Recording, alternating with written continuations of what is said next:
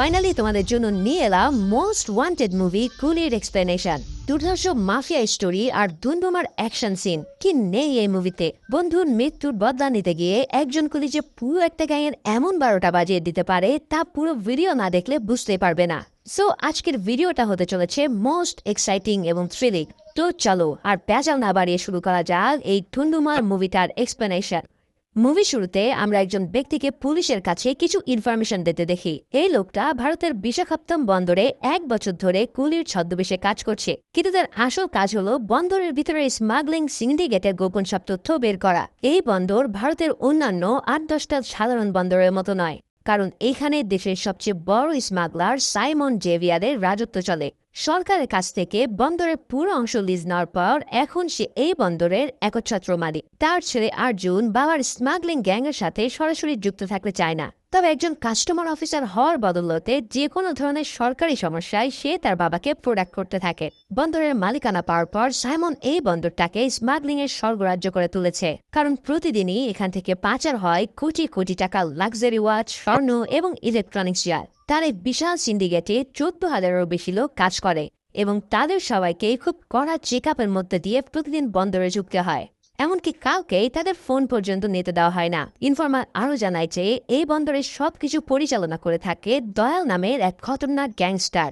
সাইমনের পর সেই হলো এই গ্যাংয়ের সেকেন্ড বস। নাম দয়াল হলে কি হবে, এই লোক কাউকে বিন্দুমাত্র দয়া করে না। তাকে দেখে মনে হয় যে তার মাথায়ও অনেক সিট আছে, তবে কাজের ক্ষেত্রে তার চেয়েও ডেঞ্জারাস আর কেউ এই তল্লাটে নেই।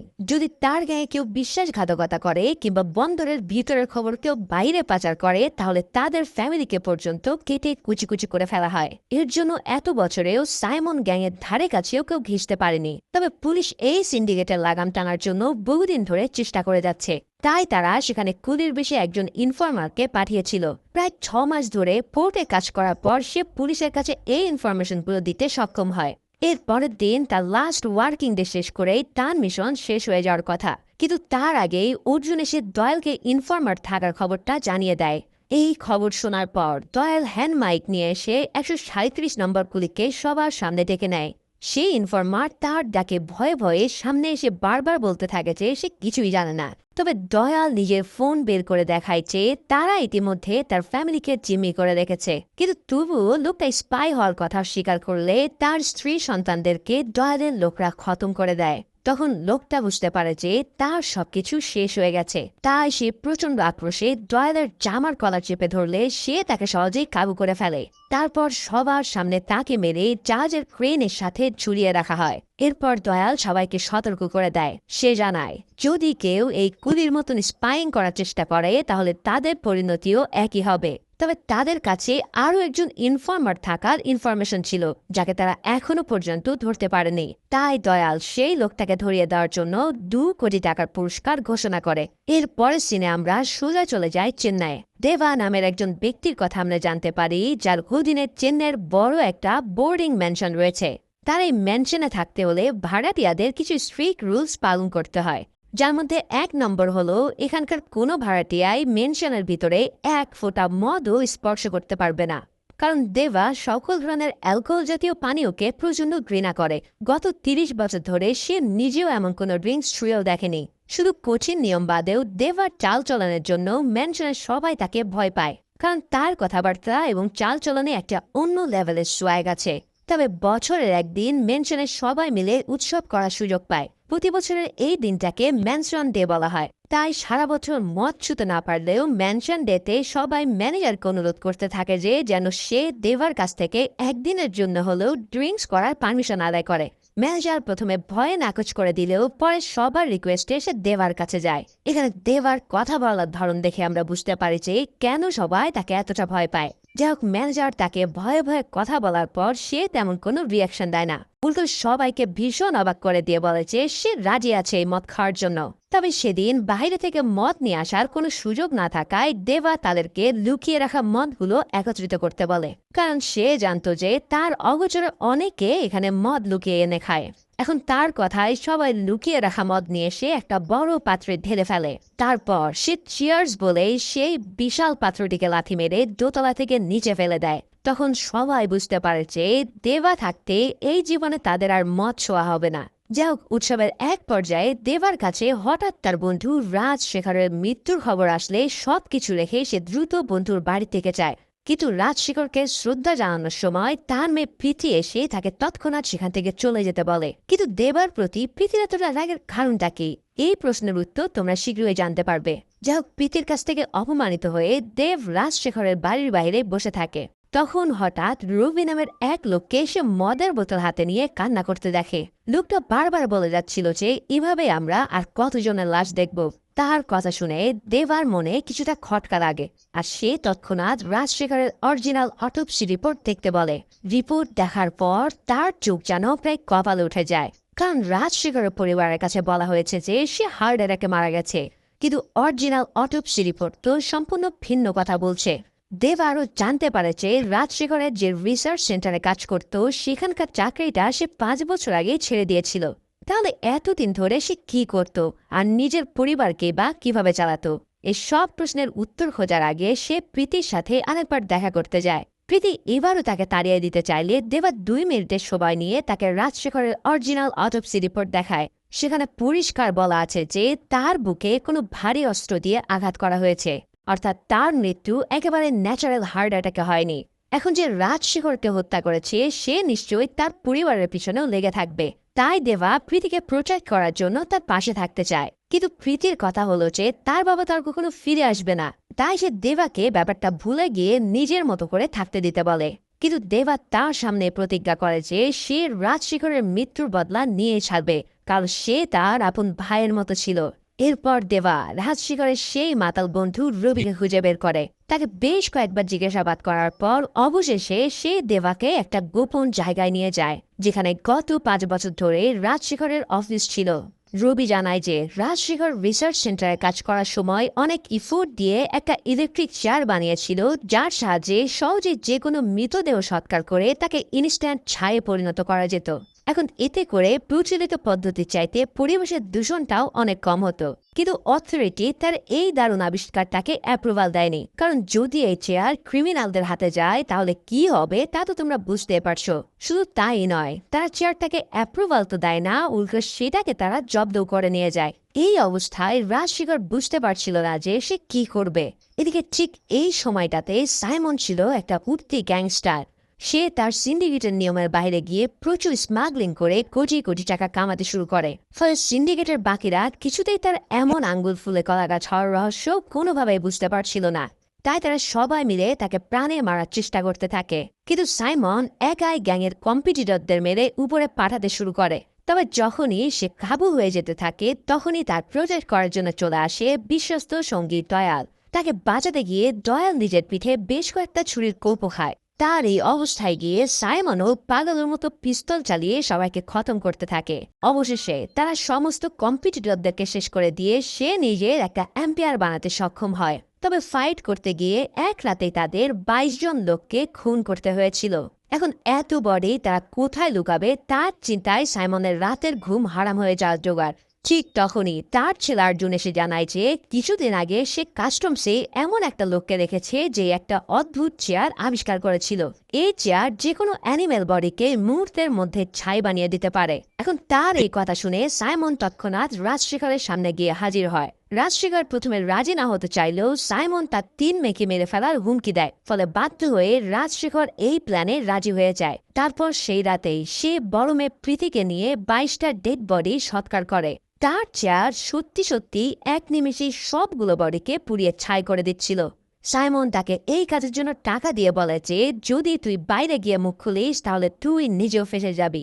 এরপর থেকেই আমি যখন চাইবো তখন আমার জন্য তোকে এই কাজ করতে হবে। এই কথা শোনার পর রাজশেখর সাইমনের কর্মচারী হতে বাধ্য হয়। তার জন্য গোপন একটা অফিসও সেট আপ করা হয়, যেখানে সে প্রতিনিয়ত সাইমন আর দয়ালের মার্ডার করা বডিগুলোকে ছাই বানাতো। এখন রাজশেখর মারা যাওয়ার পর তার এই চেয়ার অপারেট করতে জানত তার একমাত্র মেয়ে প্রীতি, যার ফলে দেবার ধারণা সাইমনের লোকেরা প্রীতিকে দিয়েও এই কাজ করাতে চাইবে, কারণ তাদের মানুষ খুন করা তো আর বন্ধ থাকবে না। এখন তার ধারণায় যে পুরোপুরি ঠিক সেটা আমরা পরের সিনেই দেখতে পাই। রাজশেখরের মৃত্যুর পর ডেড বডিগুলোকে সৎকার করতে না পেরে সাইমন ভীষণ চিন্তায় পড়ে যায়।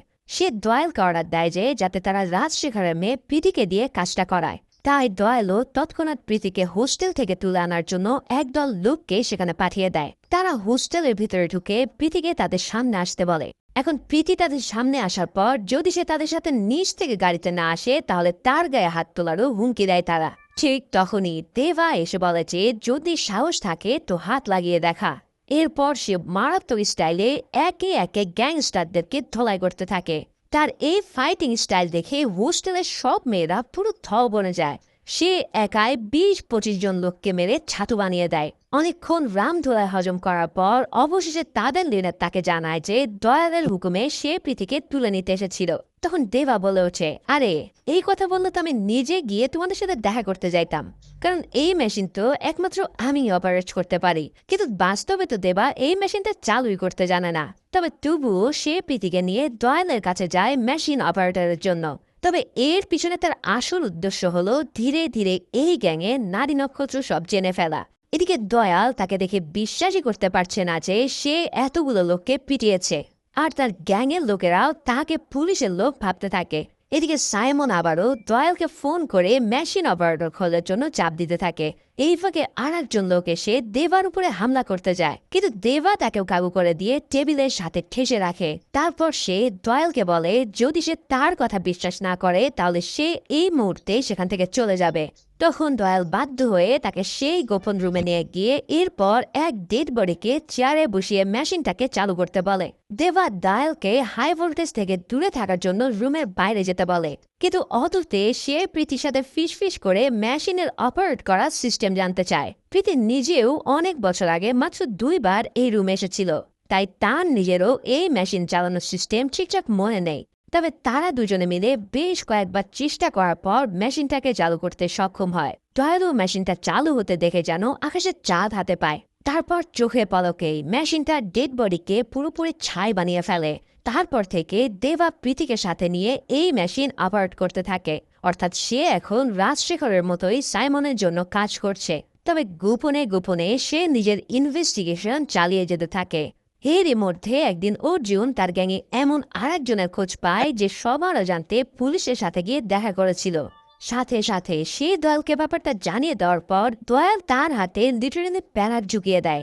সেদিন তাদের পোর্টে একটা বিয়ের অনুষ্ঠান হওয়ায় সাইমন নিজেই সেখানে উপস্থিত হয়। এখন তার সামনে ঋষিকে জিজ্ঞেস করা হলে প্রথমে সে তার হাতে থাকা প্যারাকগুলো খুলে নেয়।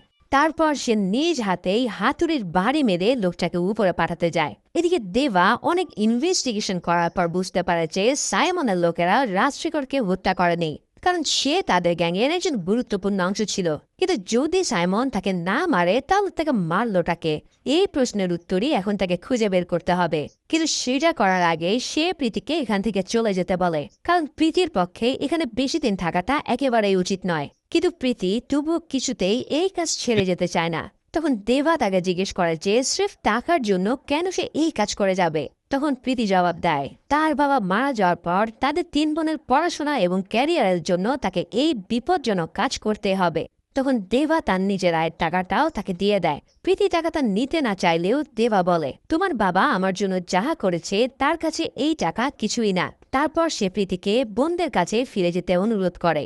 ঠিক এই মুহূর্তে দয়াল তাকে ফোন করে প্রীতিকে তার কাছে নিয়ে আসতে বলে আর জানিয়ে দেয় যে এটা স্বয়ং সাইমনেরই অর্ডার। তাই অগত্যা সে প্রীতিকে নিয়ে আবারও সাইমনের সাথে দেখা করতে যায়। সাইমন তাকে দেখে অদ্ভুত ভঙ্গিতে তাকিয়ে বলে আরে তোমাকে আমি কোথায় যেন দেখেছি। কিন্তু দেবা অবাক হওয়ার ভান করে বলে যে সে আগে কখনো সাইমনকে দেখেনি। তখন সাইমন ব্যাপারটাকে মাথা থেকে ঝেড়ে ফেলে তাদের দুটো বডি দেখায়। তবে তাদের বডির মধ্যে একজনকে দেখে দেবার মতন আমার চোখও কপালে উঠে যায়, কারণ এই ডেড বডিটা ছিল সাইমনের একান্ত ডান হাত দয়ালের। তার মানে আগের সিনে সাইমন ঋষি নামে সেই লোকটাকে হাতুড়ি দিয়ে মারার বদলে দয়ালকে বাড়ি মেরে হত্যা করেছিল।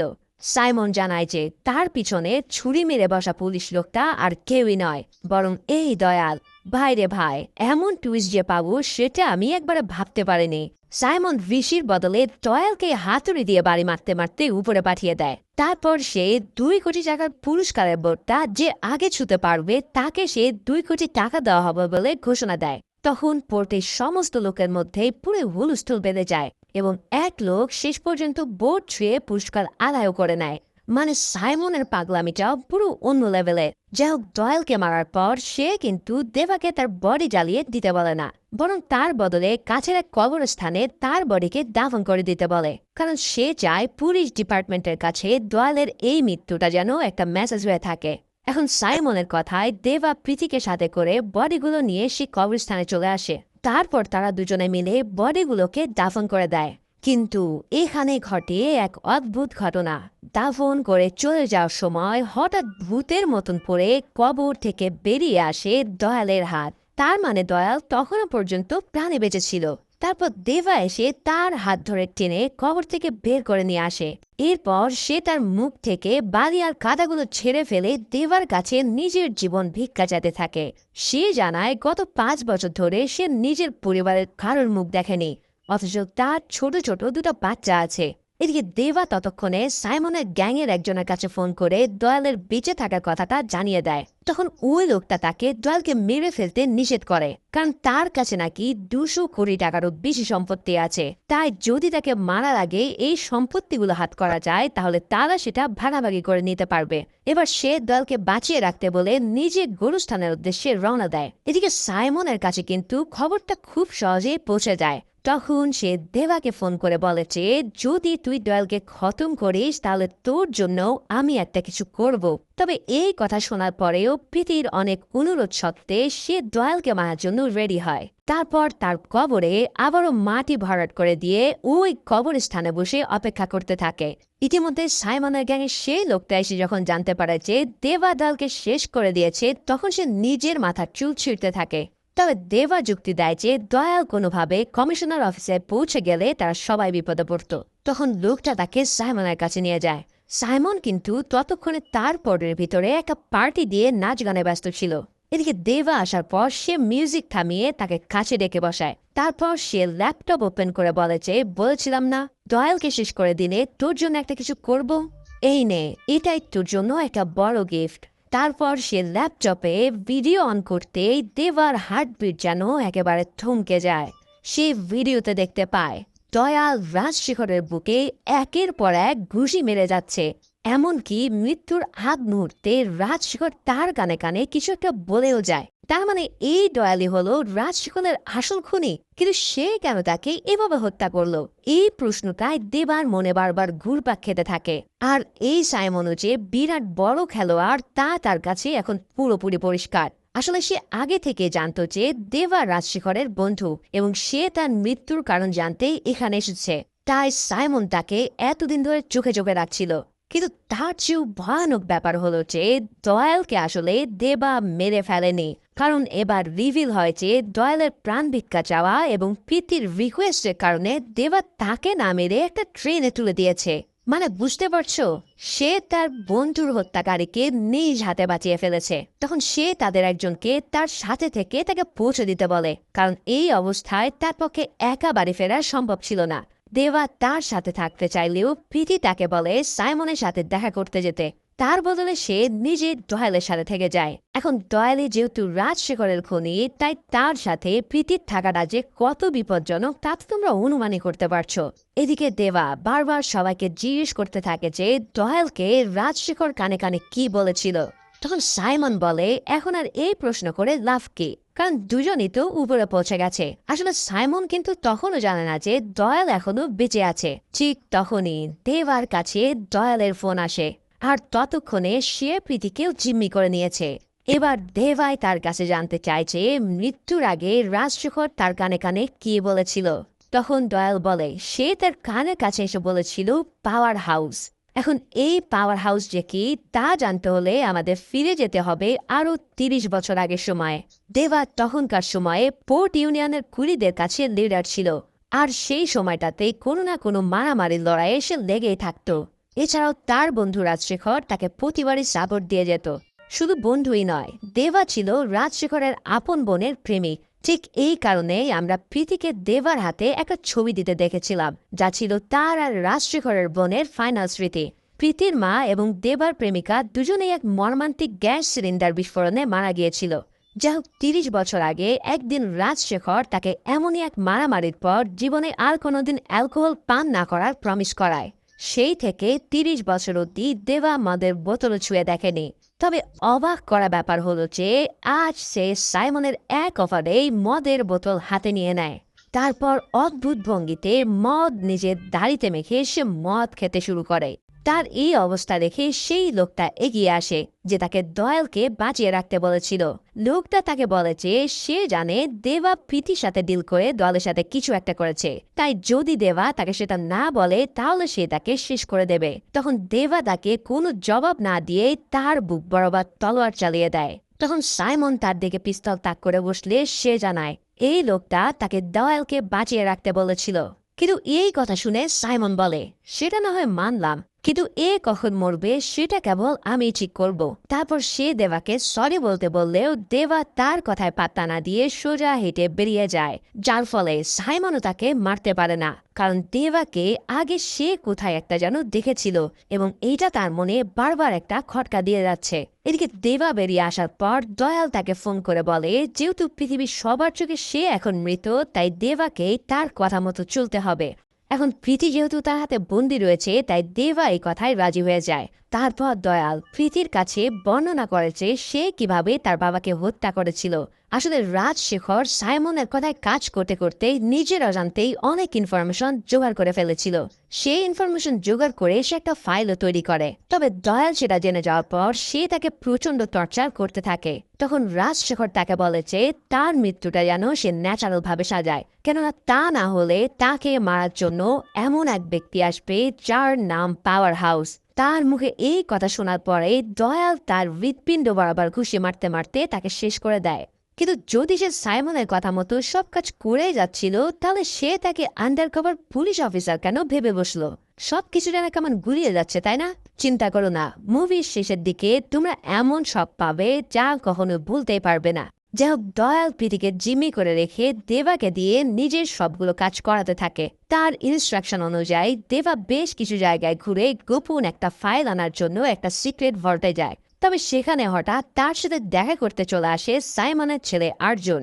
আসলে আর্জুন তার প্রেমিকাকে বিয়ে করতে চাইলেও কোনোভাবেই সেই কথা সাইমনকে বলতে পারছিল না, তাই সে দেবাকে দিয়ে এই কথাটা বলার প্ল্যান করছিল, কারণ একমাত্র তাকেই সে সাইমনের চোখে চোখ রাখতে দেখেছে। এখন দেবার কাছ থেকে সে সময় চাইলেও সেও তার সাথে সময় মতো কথা বলবে বলে জানিয়ে দেয়। তারপর দেবা আবারও দয়ালের ইনস্ট্রাকশন অনুযায়ী সিক্রেট এক রুমে পৌঁছে যায়, যেখানে আগে থেকেই কিছু লোক আর এক ইনফরমারকে নিয়ে বসেছিল। এই লোকটাই সাইমনের ঘোষণা অনুসারে বোর্ড খুলে 2 কোটি রুপি পুরস্কার পেয়েছিল। এখন তাকে পাহারা দেওয়া গ্যাং লিডার দেবাকে বলে দেয় যে এর কাছে তো 2 কোটি টাকা আছেই, আর যদি তাকে বসের হাতে তুলে দেওয়া হয় তাহলে আমরা আরো 2 কোটি টাকা পেয়ে যাব। তাই ভালো হবে যদি তুইও আমাদের সাথে ডিল করে নিস। এখন তাদের কথায় দেবা লোকটাকে সাইমনের কাছে নিয়ে যাওয়ার জন্য রাজি হয়। তবে গাড়িতে ওঠার পরেই হঠাৎ লিডারের মনে একটা খটকা লাগে। তারা সবাই গ্যাংয়ের সদস্য হওয়ার কারণে রুমের দরজার পাসওয়ার্ড তাদের সবার কাছে আছে। কেউ দেবা এখানে এলো কি করে? তার তো কোনোভাবে এই পাসওয়ার্ড জানার কথা না। তাকে এই কথা জিজ্ঞেস করার পর সেও কোনো জবাব না দিলে সব গ্যাংস্টাররা ধারালো অস্ত্র নিয়ে তাকে মারার জন্য তেড়ে আসে। তবে দেবা তার মারাত্মক স্টাইলে তাদের সবাইকে একে একে খতম করতে থাকে। প্রচুর অস্ত্রশস্ত্র নিয়ে হামলা করেও কেউ তার একটা চুলও বাঁকা করতে পারেনি। উল্টো তাদের সবাইকে সে তাদেরই অস্ত্র দিয়ে মেরে উপরে পাঠিয়ে দেয়। এই লোকগুলোকে খতম করার পর দেবা বন্দি অবস্থায় থাকা ইনফরমারের মুখের বাঁধন খুলে দেয়। তারপর সেই লোকটা তাকে জানায় যে দয়াল তাকে যেই ফাইলটা নিয়ে আসতে বলেছে সেটা কোনো মামুলি ফাইল নয়। এই ফাইলে রয়েছে এমন এক ক্রাইম রেকর্ড যা বাইরে আসলে পুরো দেশবাসীর হুঁশ ঘুরে যাবে। গোল্ড আর ওয়াচ স্মাগলিং এর আড়ালে সাইমন আসলে অন্য আর একটা ব্যবসা করে। সেই ব্যবসাটা হলো সাইমন মূলত হার্ট ট্রাফিকিং এর কাজ করছে। মানে লিটারেলি মানুষকে মেরে তাদের হার্ট খুলে নিয়ে বড় বড় বিদেশি ক্লায়েন্টদের কাছে তা বিক্রি করে দেয়। আর এই হার্টগুলো তারা সাধারণ কুলিদের থেকেই নেয়। প্রথমে তাদেরকে মেডিকেল চেক আপ করানো হয়, এরপর খাইয়ে পরিয়ে সুস্থ রাখা হয়, আর একদিন ঘুমন্ত অবস্থাতেই তাদেরকে শেষ করে হার্ট খুলে নেওয়া হয়। এখন এই মারাত্মক ইনফরমেশন পাওয়ার জন্যই দয়াল এই মিশনে কাজ করে যাচ্ছিল। দেবা এই সব কথা জানতে পারার পর ইনফরমারকে বডিগুলো পুড়িয়ে ফেলতে বলে সেখান থেকে চলে আসে। এদিকে সে কিন্তু দয়ালের উপরে নিজের লোক লাগিয়ে রেখেছিল, কেন তারা জানতে পারে যে দয়াল আসলে অতীতে একজন পুলিশ কনস্টেবল ছিল যার আসল নাম দিলীপ। তবে তাকে ইচ্ছে করে কিছু পরীক্ষায় ফেল করিয়ে এই মিশনে পাঠিয়ে দেওয়া হয়, যাতে করে তার কোনো পুলিশের রেকর্ড না থাকে। এদিকে দেবাকে সে ফোন দিয়ে বলে যে তার জন্য শেষ একটা কাজ তাকে করতে হবে।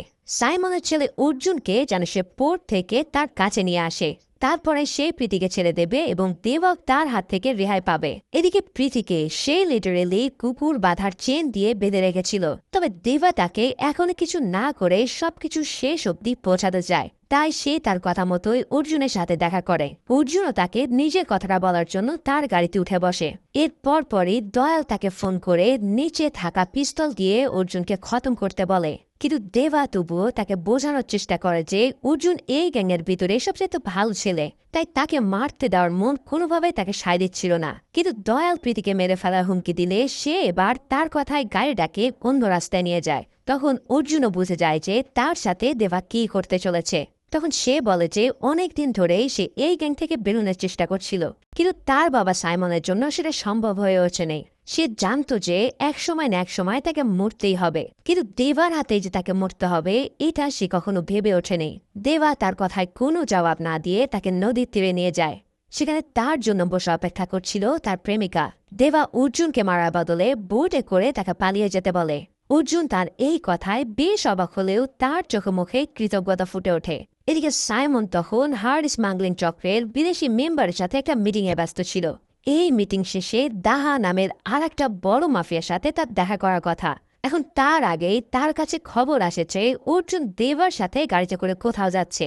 দেবা অর্জুনকে ছেড়ে দেওয়ার পর সাইমন তাকে ফোন করলে সে জানায় যে সে বন্ধুদের সাথে পার্টিতে আছে। তারপর সে নিজের প্রেমিকার সাথে একত্রিত হয়ে পালানোর জন্য রেডি হয়। এদিকে দেবা যে তাকে ছেড়ে দিয়েছে এই খবরটা খুব দ্রুত দয়ালের কানে চলে আসে। তখন সে দেবাকে ভিডিও কল করে তার সামনে প্রীতিকে 15 তলা থেকে ফেলে দেওয়ার হুমকি দেয়। দেবা প্রথমে প্রীতিকে ছেড়ে দেওয়ার জন্য মিনতি করলেও হঠাৎ তার গলার স্বর চেঞ্জ হয়ে যায়। তার মুখে নিজের আসল নাম শুনে দয়াল ভূত দেখার মতো চমকে ওঠে। তারপর সে দয়ালকে বলে তার লোকদের পাঠিয়ে চেক করে নিতে চেয়ে ওই সিক্রেট ভোল্টে কোনো ফাইল আছে কিনা। দয়াল তার লোকদের পাঠিয়ে জানতে পারে যে দেবা আগে থেকে সেখান থেকে সব ফাইল গায়েব করে দিয়েছে। শুধু তাই নয়, দেবার হাতে জিম্মি হওয়ায় প্রীতির 2 বোনকেও সে উদ্ধার করে নেয়। তবুও দয়াল প্রীতিকে মারার হুমকি দিলে দেবা এবার একটা অ্যাটম বোমা বিস্ফোরণ ঘটায়। সে হাসতে হাসতে বলে অর্জুনকে ছেড়ে দেওয়ার পরপরই দয়ালের কাছে এই খবর পৌঁছে গিয়েছিল। তখন দেবাও নিশ্চিত হয় যে এই খবর আসলে অর্জুনের প্রেমিকায় তাহার কাছে লিক করে দিয়েছে, কারণ সেখানে অর্জুন এবং সেই মেয়েটা ছাড়া আর কেউই ছিল না। তার অ্যাসিস্ট্যান্টের সাহায্যে সে মুহূর্তের মধ্যে মেয়েটার পরিচয় জেনে যায়। এই মেয়েটা আসলে দয়ালের স্ত্রী কল্যাণী, যে তার সাথে মিলে এই মিশনে কাজ করে যাচ্ছে। ভাইরে ভাই, চিন্তা করো কি লেভেলের টুইস্ট দিল এখানে। অর্জুন তাকে নিয়ে বেরিয়ে পড়ার আগেই দেবা তাকে সত্যটা জানিয়ে কল্যাণীকে বেঁধে ইলেকট্রিক চেয়ারে বসিয়ে রাখে। এখন স্ত্রীর মায়ায় দয়াল পুরোই ভীতু ইঁদুর হয়ে প্রীতিকে ছেড়ে দেয়, আর প্রীতিও দেবার কথা মতো তার হাতে ও গলায় চেন পরিয়ে দেয়। এরপর সে তার মনের স্বাদ মিটিয়ে এক থাপ্পড় মেরে সেখান থেকে চলে আসে। এদিকে দেবা রাজশেখরের বন্ধু রবিকে কলোনির পাহারায় রেখে যায়। যাবার আগে রবি তাকে জানায় যে যদি কেউ তার পুরাতন ল্যান্ডলাইনে ফোন করে কুলের নাম্বার জানতে চায় তাহলে সে হবে দেবার বায়োলজিক্যাল সন্তান। আসলে রাজশেখরের বোনের গর্ভে দেবার এক সন্তান জন্ম নিয়েছিল, যা সে তার কাছ থেকে লুকিয়ে রেখেছিল। সে কয়েকবার মেনশন এসে তাকে এই কথাটা বলার চেষ্টা করেও সত্যটা বলতে পারেনি। এখন রবির মুখ থেকে এই সত্যটা জানার পর দেবাই পুরো ইমোশনাল হয়ে যায়। তৎক্ষণাৎ সে নিজের সঙ্গীদের ফোন করে খোঁজ নেয় যে তার ল্যান্ডলাইনে কেউ তার কুলের নম্বর জানতে চেয়েছে কিনা, কিন্তু তখনও পর্যন্ত তার কাছে এমন কোনো ফোন আসেনি। এরপর সে ম্যানশনের দিকে রওনা দেয়, কারণ ইতিমধ্যে ম্যানশনের সাইমনের লোকরা এসে পৌঁছেছে।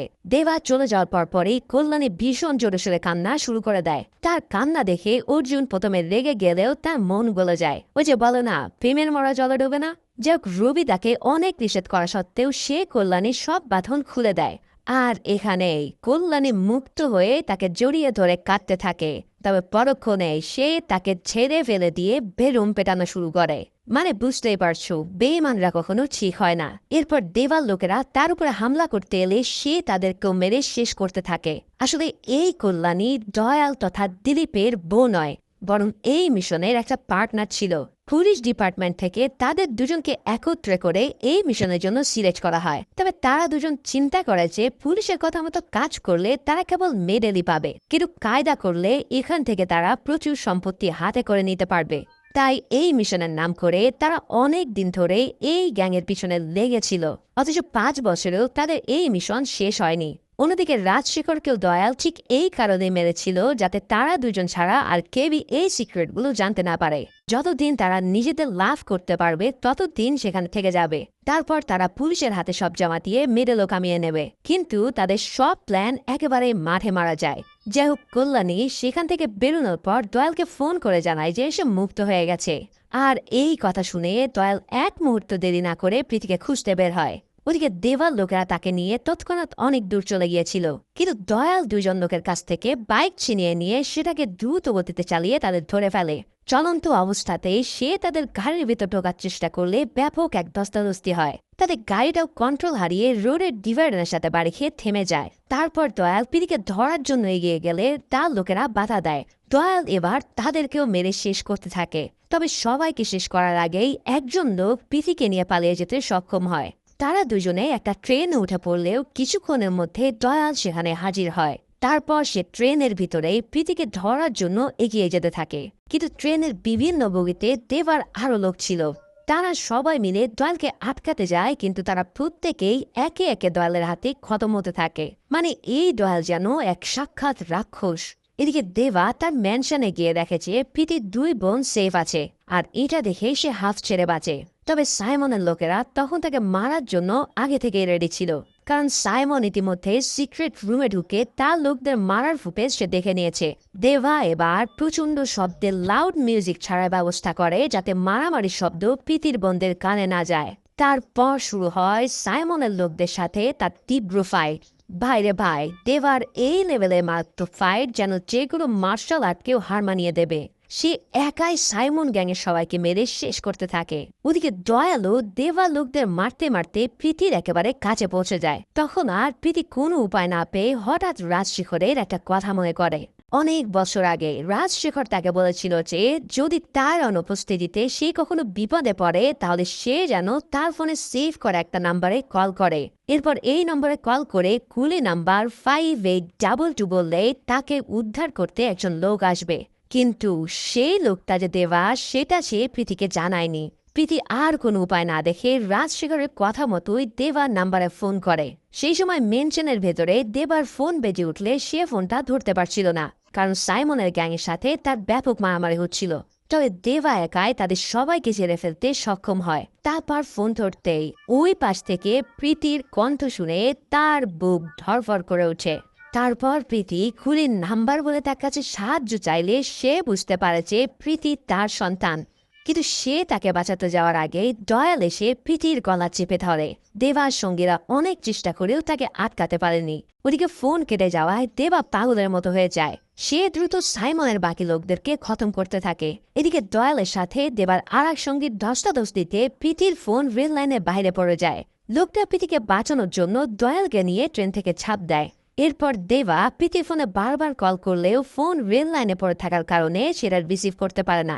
তখন দেবা তাকে ফোন করতে করতে এক হাতে সাইমনের লোকদের শেষ করে দেয়। অন্যদিকে দয়ালও দেবার শেষ সঙ্গীকে মেরে কল্যাণীকে ফোন করে। সে তাকে জানায় যে প্রীতি তার হাত থেকে ছুটে গেছে। যদি তাকে ধরা সম্ভব না হয়, তাহলে দেবার কাছে থাকা তার পাসপোর্ট, স্বর্ণ এবং ডকুমেন্টস আর ফিরে পাওয়া যাবে না। তখন কল্যাণী তাকে বলে যে সেই ডকুমেন্টসগুলো কোথায় আছে তা সে জানে।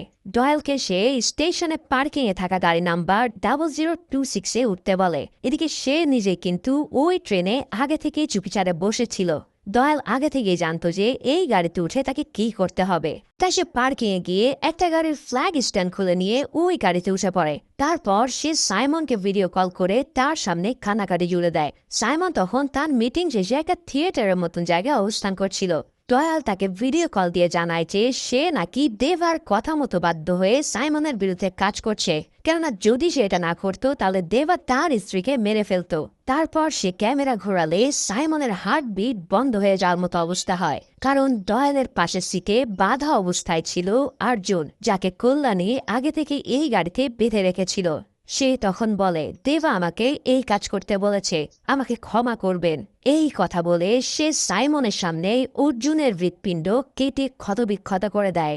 এই দৃশ্য দেখার পর সাইমনের মাথায় লিটারেলি আগুন ধরে যায়। সে আর দেরি না করে নিজের প্রাইভেট জেটে করে দেশের উদ্দেশ্যে রওনা দেয়। ওদিকে তার কথা মতো আরো কিছু লোক ম্যানশনে গিয়ে দেবার উপরে হামলার জন্য রেডি হয়। তারা পুরো ম্যানশনের দেওয়ালে দেওয়ালে অনেকগুলো বোমা ফিট করে রাখে। তাদের লিডার তার পিঠ বরাবর কুড়াল নিক্ষেপ করে এরপর কিছুক্ষণ মারামারি করে। তারপর সে দেবাকে বলে যে তার সমস্ত অতীত তারা জানে। শুধু তাই নয়, এই মেনশনে যে 18 জন কুলি আছে তাও তাদের জানা। তাদের সবাইকে ইতিমধ্যে জিম্মি করে রাখা হয়েছে যাতে সিটি বাজালে তাদের খতম করা যায়। কিন্তু লোকটাকে অবাক করে দিয়ে দেবা নিজে তার সামনে সিটি বাজিয়ে দেয়। তখন জিম্মি থাকা কুলিরা পুরো স্টাইল করে গ্যাংস্টারদের উপরে পাঠাতে থাকে। দয়াল তাকে জানায় যে তাদের মধ্যে 18 জন ছাড়াও একজন মহাবলী কুলি ছিল। তার আদেশে কালিশা নামের সেই কুলি এসে ফাইটিং এ যোগ দেয়। তারপর সে আর দেবা এবং অন্যান্য কুলিরা মিলে সাইমনের সমস্ত লোককে উপরে পাঠাতে থাকে। দেবা নিজেও তার পিঠ থেকে কুড়াল খুলে নিয়ে মারাত্মক এক স্টাইলে সবাইকে খতম করতে শুরু করে। তার দলের কুলিরাও এতটাই স্ট্রং ছিল যে তাদের সাথে পুরো একটা গ্যাং পেরে ওঠে না। কালিশাও নিজে একাই অনেক লোককে শেষ করে দেয়। এভাবে দেবা আর কালিশা মিলে সাইমনের সব লোককে সাফ করে ফেলে। অপরদিকে কল্যাণী এবার প্রীতিকে দেবার কাছে নিয়ে যাওয়ার নাম করে তাকে একটা গাড়িতে বসায়। কিন্তু সেই গাড়ির ড্রাইভারের জায়গায় বসা ছিল সাইমনের লোক। ভাই রে ভাই, এই সাইমন গ্যাংয়ের মেম্বারের যেন কোনো বিশেষ নেই। সেই লোকগুলোকে দেখে কল্যাণী তার জুতোয় লুকিয়ে রাখা ছুরি বের করতে গেলে তাদের অস্ত্র দেখে সে চুপ মেরে যায়। তারপর তারা তাকে সোজা সাইমনের কাছে নিয়ে যায়। সাইমন প্রীতিকে বসিয়ে রেখে কল্যাণীকে বলে, আমার 5,000 কোটি টাকার সম্পত্তি ভোগ করার মতন কেবল একজনই এই দুনিয়াতে ছিল, কিন্তু তার আমার সম্পত্তির উপরে কোনো ইন্টারেস্ট ছিল না। তা না হলে সে আজ আমার এই চেয়ারে বসে থাকতো, আর তুই কিনা তাকে প্রেমের জালে ফেসিয়ে খতম করে দিলি।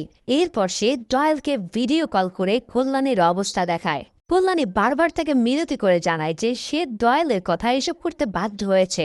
ঠিক এখানেও সে সাইমনের সাথে সিম্পেথি গেম খেলে তার গলায় ছুরি বসাতে যায়, কিন্তু সাইমন তো আর কাঁচা খেলোয়াড় না, তাই সে তার হাত ধরে ওই ছুরি দিয়ে তাকে শেষ করে দেয়। আর অন্য পাশ থেকে দয়াল এই দৃশ্য চেয়ে চেয়ে দেখা ছাড়া আর কিছুই করতে পারে না। এদিকে দেবা এবার প্রীতিকে বাঁচানোর জন্য সোজা সাইমনের কাছে এসে হাজির হয়। সাইমন তাকে বলে যে যদি সে দয়ালকে ছেড়ে না দিত তাহলে আজ অর্জুন বেঁচে থাকতো। এরপর সে প্রিয়জন হারানোর বেদনাটা দেবাকে ফিল করানোর জন্য প্রীতিকে তার সামনে মারার হুমকি দেয়। এরপর সে দেবাকে তার রিয়েল পরিচয় রিভিল করতে বলে, কারণ তার কাছে শুরু থেকেই দেবাকে পূর্ব পরিচিত মনে হচ্ছিল। এরপর সে নিজের লোককে দিয়ে প্রীতির হাড় খুলে নেওয়ার জন্য তাকে অপারেশন চেম্বারে পাঠিয়ে দেয়। সে তার লোকদেরকে ওয়াকি টকিতে তার সিগন্যালের জন্য ওয়েট করতে বলে। এরপর দেবা ধীরে ধীরে তার সামনে বলতে শুরু করে নিজের অতীত ইতিহাস। অনেক বছর আগে দেবা একজন কুলি ছিল, তা তো তোমরা জানোই। তার মতন কুলি ইউনিয়নে আরো অনেক কুলি মালিকের আদেশ মতন পণ্য আনা নেওয়া করত। এখন তাদেরকে দেওয়া বক্সগুলোর ভিতরে কি আছে তারা সেটা কখনোই জানতো না। তো এইভাবেই একদিন বিদেশের এক মালিকের আদেশে পণ্য নিতে গিয়ে তাদের সব বক্সে ড্রাগস ধরা পড়ে। তখন তাদেরকে বলা হয় যে যদি 100 জন লোক নিজেদের অপরাধ স্বীকার করে নেয় তাহলে সবাইকে ছেড়ে দেওয়া হবে। এখন তাদের মধ্যে অনেকেই তখন নির্দোষ হওয়া সত্ত্বেও অপরাধের বোঝা নিজেদের কাঁধে নিয়ে নেয়। ফলে রাজশেখরের বোনের স্বামী দেবাও নিজের স্ত্রীর কথা না ভেবে এই দলে যোগ দেয়। ঠিক এর জন্যই প্রীতি তাকে ঘৃণা করত, কারণ সে নিজের পরিবারের কথা চিন্তা করেনি। যা হোক, পরে তাদের ছেড়ে দেওয়ার বদলে সেই মালিকেরা সমুদ্রের মাঝখানে গিয়ে তাদের মেরে ফেলতে চায়। তখন সেখানে প্রচন্ড এক ফাইটিং হয় এবং প্রচুর লোক তাতে মারা পড়ে। তবে কুলি ইউনিয়নের লিডারের হাতে সেই মালিকও নিজের প্রাণ হারায় এবং তার সব লোককেও সেই লিডার খতম করে দেয়। এই লিডার ছিল দেবরাজ ওরফে দেবা নিজে, এবং সেই পোর্টের মালিকের নাম ছিল জেভিয়ার, যে কিনা এই মাফিয়া সাইমনের আপন বাবা। ভাই রে ভাই, এই পর্যায়ে সে এমন টুইস্ট রিভিল জাস্ট ফাটাফাটি ছিল। সেই সময় কিশোর সাইমন নিজের চোখে তার বাবাকে দেবার হাতে মরতে দেখেছিল, তাই শুরু থেকেই দেবাকে তার বারবার পুরো পরিচিত মনে হচ্ছিল। এই সব কিছু স্বীকার করার পর দেবা ওয়াকি টকি এক মুহূর্তের জন্য অফ করে জানায় যে প্রীতি তার বন্ধুর মেয়ে নয়, বরং সে হচ্ছে তার নিজের মেয়ে। এবারে সব কিছু জানার পর সাইমন পাগলের মতন দেবাকে মারতে যায়। তখন মুভির সবচেয়ে ইন্টেন্স ফাইটটা তাদের দুজনের মধ্যে শুরু হয়ে যায়। কেউ যেন এই ফাইটে কারোর চেয়ে একদম কম যায় না। প্রথমে সাইমন মার খেলেও পরক্ষণে সে দেবাকে মক্ষম জবাব দিতে শুরু করে, আর দেবাও সাইমনের হাতে থাকা পিস্তল দিয়ে তার লোকদের খতম করতে থাকে। এভাবে মারামারি কিছুক্ষণ চলার পর সে অবশেষে দেবার হাতে ধরাশয়ী হয়, আর দেবা তাকে কুড়াল দিয়ে এলো পাতারি কোপাতে শুরু করে। সাইমন তার শেষ চেষ্টা হিসেবে তাকে হুমকি দেয় যে যদি সে মারা যায় তাহলে কেউ না কেউ এসে তাকে মারতে আসবে। এরপর সে ওয়াকি টকি নিয়ে তার লোকদের পিঠের হাড় খুলে নেওয়ার আদেশ দেয়, কিন্তু কালিশা ততক্ষণে তাদের সবাইকে খতম করে দিয়েছে। আর দেবাও সাইমনকে লাক্সারি ওয়াচের কালেকশন দিয়ে একটা চেন বানায়, আর ওটা দিয়ে তার গলায় পেঁচিয়ে হত্যা করে দেয়। মানে এইরকম ইউনিক পদ্ধতি এর আগে আমি আর কখনো দেখিনি। যাই হোক, ফাইনালি দেবা সাইমনকে তার পুরো গ্যাংসহ খতম করে দিয়ে পিটিকে নিয়ে ম্যানশনের উদ্দেশ্যে রওনা দেয়। কিন্তু হঠাৎ কোথা থেকে যেন আরও কিছু লোক এসে তাদের ঘিরে ফেলে। এদের গেট আপ সাইমনের গ্যাংদের থেকে অনেকটাই আলাদা, তবে তারা দেবাকে কিছু না করে তার চোখ মুখে কালো কাপড় পরিয়ে তাকে ধরে নিয়ে যায়। তারপর তাকে বহু দূরের কোন এক মরুভূমিতে তারা নিয়ে আসে। এবার চোখ খোলার পর দেবা তার আশেপাশে অসংখ্য গ্যাংস্টার এবং হাত বাঁধা অবস্থায় কিছু নিরীহ লোক দেখতে পায়। ঠিক সেই মুহূর্তে হঠাৎ সেখানে এক হেলিকপ্টারে হাজির হয় তার থেকেও এক বড় মাফিয়া। ভাইরে ভাই, আমার লাইফে দেখা বেস্ট ইন্টারেস্টিং ছিল এটা। এই সেই খতরনাক মাফিয়া দাহা, যাকে সাইমনের রিসিভ করার কথা ছিল। তার অসুস্থ বাবাকে নিয়ে সে হেলিকপ্টার থেকে এমন স্টাইল এন্ট্রি করে যা দেখে যে কারোর মাথায় পুরো ঘুরে যাবে। তার সোয়াগ দেখে আশেপাশের সবার প্যান ভিজে যাওয়ার মতো অবস্থা শুরু হয়। তারপর সে দু হাতে দুটো রাইফেল তুলে নিয়ে হাত বাঁধা থাকা অবস্থা লোকদেরকে খতম করতে শুরু করে। এরপর সে তার বাবা কাকরকে জিজ্ঞেস করে যে দুশ্মনদের সে তো খতম করে দিয়েছে, এবার বাকিদের সাথে সে কি করবে। কাকর তাকে দেবা সহ বাকিদের খতম করার আদেশ দেয়। ঠিক তখনই দাহা হাতে তলোয়ার তুলে নিয়ে দেবার গড়ায় জোরে এক কোপ বসাতে যায়, কিন্তু হঠাৎ তার মুখ দেখে সাথে সাথে সে তার তরোয়াল থামিয়ে ফেলে। তারপর আমরা ফ্ল্যাশব্যাকে একটা সিন দেখতে পাই যেখানে ৩০ বছর আগে দেবা যখন জেভিয়ার সহ তার পুরো গ্যাংকে খতম করে ফেলে, তখন দূর থেকে দাহা তার চেয়ে চেয়ে দেখছিল। আসলে তার বাবা কাকার ছিল জেভিয়ারেরই বিজনেস পার্টনার। তো সেই সময় দেবার এরকম মারাত্মক স্টাইল দেখে তখন থেকে সে তার বিরাট ফ্যান হয়ে যায়। তারপর গত ৩০ বছর ধরে তাকে অনেক খোঁজাখুঁজি সে চেষ্টা করে, কারণ বাবার পর গ্যাং সামাল দেওয়া দাহা এমন একজন লোককে নিজের রাইট হ্যান্ড বানাতে চেয়েছিল। তাই এত বছর পর দেবাকে চিনতে পেরে সে আবারও তাকে এই একই প্রস্তাব দেয়। তখন দেবা তাকে বলে যে সে কাকারের সাথে এই ব্যাপারে কিছুটা আলাপ করতে চায়। এরপর সে তার কাছে গিয়ে বলে যদি কখনো কোনো কুলিদের উপরে কেউ আঙ্গুল তোলে তাহলে দাহা সহ সে সবাইকে খতম করে দেবে। আর কাকার তো আগে থেকেই তাকে দেখে পুরো প্যান ভেজানো অবস্থায় হয়ে গিয়েছিল, তাই সে এইসব কথায় হা হা বলে একদম বাচ্চাদের মতন আচরণ করতে থাকে। তারপর দেবা দাহার কাছে গিয়ে তাহার প্রস্তাবে রাজি হয়ে যায়। অন্যদিকে তার লোকেরা ইতিমধ্যে দায়ালকেও সেখানে ধরে নিয়ে আসে। তাহা তাকে খতম করতে গেলে দেবা বলে ওঠে এটা আমার শিকার। তারপর সে দয়ালের কাছে গিয়ে জিজ্ঞেস করে যে তুই উপরে গিয়ে রাজশেখরকে কি বলবি। জবাবে দায়াল জানায় সে তাকে গিয়ে বলবে পাওয়ার হাউস জিনিসটা কি সে হাড়ে হাড়ে টের পেয়েছে। তারপর দেবা তাকে এক লাথিতেই বিশাল এক গর্তের ভিতরে ফেলে দেয়, আর দাহার লোকেরা তাকে সেখানে জীবন্ত কবর দিয়ে দেয়। তো ফাইনালি দেবা তার বন্ধুর চরম প্রতিশোধ আদায় করে নিয়ে তাহার মতন বিরাট মাফিয়া রাইট হ্যান্ড হয়ে ওঠে। আর ঠিক এই সিনের মধ্যে দিয়ে এই অসাধারণ মারাত্মক মুভিটা এখানেই শেষ হয়। তো ভিডিওটা কেমন লাগলো তা অবশ্যই আমাকে জানিও, আর ভালো লেগে থাকলে একটা লাইক করে দিও। দেখা হচ্ছে পরের কোনো ভিডিওতে, সেই পর্যন্ত আল্লাহ হাফেজ।